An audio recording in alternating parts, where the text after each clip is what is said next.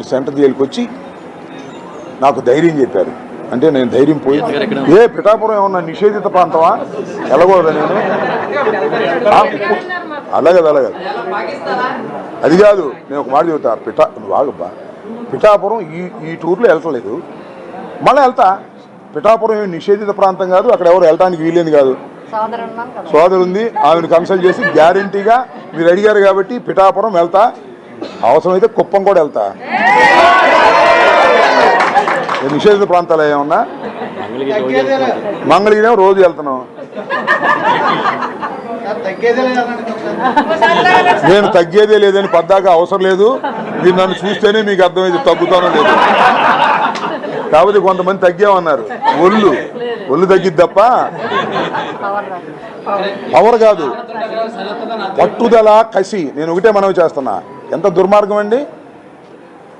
ఒక బెయిల్ వస్తే ఇంకొక కేసు వేస్తారా? ఇంకో దానిలో బెయిల్ వస్తే మళ్ళీ ఇంకొక కేసు వేస్తారా?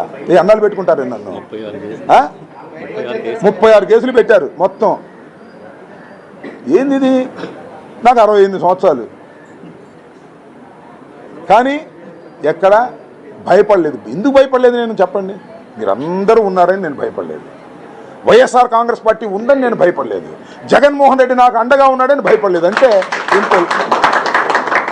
భయపడి బ్రతికే కంటే ధైర్యంగా చావటం మేలని నమ్మేవాడిని నేను. అవసరమైతే ప్రాణాలకు తెగించైనా పోరాడతా. ఎందుకంటే చాలామందిని చంపాడు చంద్రబాబు నాయుడు. తడిగుడ్డలతో గొంతులకు చంపేశాడు. అలా చంపేస్తాడు. ఏదైనా చేస్తారు వాళ్ళు. కుట్రలు కుతంత్రాలకి నిలయం చంద్రబాబు. అందువల్ల ఎక్కడా తగ్గేది లేదు, పవర్ తగ్గేది లేదు. ముందుకు వెళ్ళేదే. ప్రజా ఉద్యమాలు నిర్మిస్తాం, ప్రజా వ్యతిరేక పోరాటాలు చేస్తాం.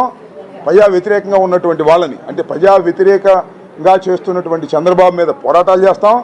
నా పోరాటం కూడా ఆగదు. అటు న్యాయ పోరాటం, ఇది ప్రజల పోరాటం.